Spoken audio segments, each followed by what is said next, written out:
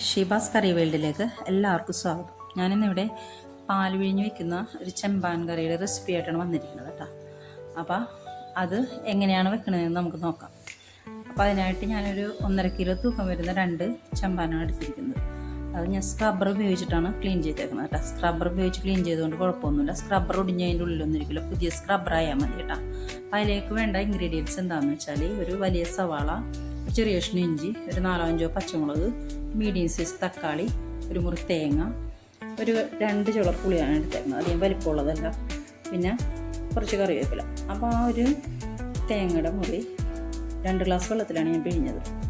1/2 glass വെള്ളത്തിൽ തലപ്പാലും 1.5 glass വെള്ളത്തിൽ 2 പ്രാവശ്യമായിട്ടാണ് ഞാൻ 2ാം പാൽ പിഴിഞ്ഞ് മാറ്റിയത്. അപ്പോൾ അടപ്പൊന്ന് കത്തിച്ചതിന് ശേഷം ഒരു ചട്ടി വെച്ച് നന്നായി ചൂടായ ശേഷം അതിലേക്ക് ഓയിൽ ഒഴിച്ചു കൊടുക്കാം.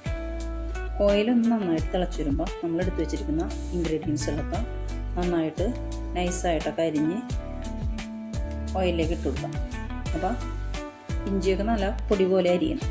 സവാളയാണെങ്കിൽ നല്ല നൈസായി ഒരേ വലുപ്പത്തിൽ അരിയണം, അല്ലെങ്കിൽ സവാള പല വലുപ്പമായിട്ടുണ്ടെങ്കിൽ ചെറുത് കരിഞ്ഞു പോവുകയും വലുത് വാടാതെ വരികയൊക്കെ ചെയ്യും കേട്ടോ.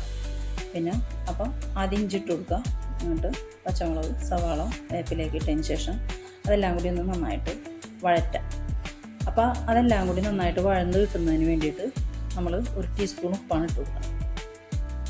ഉപ്പിട്ട് കൊടുക്കുമ്പോൾ എന്ന് വെച്ചിട്ടുണ്ടെങ്കിൽ പെട്ടെന്ന് വഴണ്ട് വരും. അപ്പോൾ അത് ഒന്ന് പച്ചക്കുത്തൊക്കെ ഒന്ന് മാറിക്കോട്ടെ, ഒരുപാട് കളറൊന്നും മാറണ്ട. അപ്പോൾ അതിലേക്ക് നമ്മൾ ഒരു 2.5 ടീസ്പൂൺ മുളക് പൊടിയാണ് ചേർക്കുന്നത്. അപ്പോൾ 2.5 ടീസ്പൂൺ ചേർക്കുന്നത് എന്താണെന്ന് വെച്ചിട്ടുണ്ടെങ്കിൽ ഞാൻ ആ മീത്തിൻ്റെ പകുതി മാത്രം കറി വയ്ക്കാനായിട്ട് എടുത്തോളൂ. 3/4 കിലോ മാത്രമേ ഞാൻ എടുത്തോളൂ. അപ്പോൾ അതിനകത്തേക്ക് 2.5 ടീസ്പൂൺ മുളക് പൊടിയും ഒരു 1/2 ടീസ്പൂൺ മഞ്ഞൾപ്പൊടി ഇട്ട് കൊടുക്കണം കേട്ടോ. എന്താണെന്ന് വെച്ചിട്ടുണ്ടെങ്കിൽ മഞ്ഞൾപ്പൊടി ഇട്ടത് ഇവിടെ വീഡിയോയിൽ പിടിച്ചിട്ടില്ല. അപ്പോൾ മുളക് പൊടി ഇടുമ്പോൾ എപ്പോഴും കറി വയ്ക്കുമ്പോൾ എപ്പോഴും മുളക് പൊടി തന്നെ ആദ്യം ഇട്ട് കൊടുക്കണം.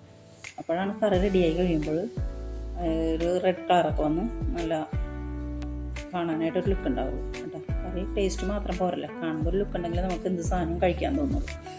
അപ്പോൾ അതിലേക്ക് നമ്മൾ വാടി വരുമ്പോൾ പച്ചക്കുത്തൊക്കെ മാറി കഴിയുമ്പോൾ ആ തക്കാളി അരിഞ്ഞതാണ് ഞാൻ ഇട്ട് കൊടുത്തത്. തക്കാളി ഒരുപാട് വാടണ്ട, ഒരുമാതിരി ഒന്ന് അങ്ങോട്ട് വാടിക്കഴിയുമ്പോൾ തന്നെ 2ാം പാൽ ഒഴിച്ചു കൊടുക്കും. അപ്പോൾ തക്കാളി ആണെങ്കിലും ഞാൻ വട്ടത്തിലാണ് അരിഞ്ഞിട്ടത്, നമുക്ക് ഇഷ്ടമുള്ള പോലെ അരിഞ്ഞിടാം. പിന്നെ നൈസായിട്ട് അരിയണമെന്ന് മാത്രമേ ഉള്ളൂ. അപ്പോൾ ആ പാലും അരപ്പൊടി ഒന്ന് നന്നായിട്ട് മിക്സാക്കി കൊടുക്കുക. മിക്സായി കഴിയുമ്പോൾ നമ്മൾ നേരത്തെ 2 കഷ്ണം പുളിയാണ് എടുത്ത് വെച്ചത്. അത് അധികം വലുപ്പമുള്ള പുളിയായിരുന്നില്ല, ചെറിയ ചുള പുളികളായിരുന്നു. അപ്പോൾ ഞാൻ അതൊന്നും കൂടി ചെറുതായിട്ട് കീറി വെച്ചിരുന്നു. അപ്പോൾ അത് നമുക്ക് അരപ്പിലേക്ക് ഇട്ട് കൊടുക്കാം. അതൊന്ന് നന്നായിട്ട് തിളച്ചോട്ടെ.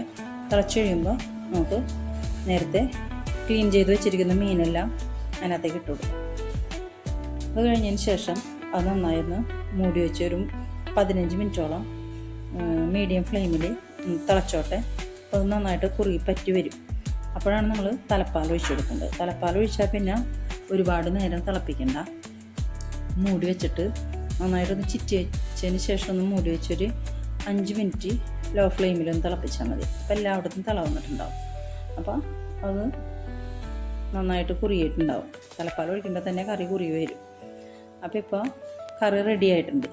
അപ്പോൾ ഈ റെസിപ്പി എല്ലാവർക്കും ഇഷ്ടമായിട്ടുണ്ടെങ്കിൽ എല്ലാവരും ലൈക്ക് ചെയ്യുക, ഷെയർ ചെയ്യുക.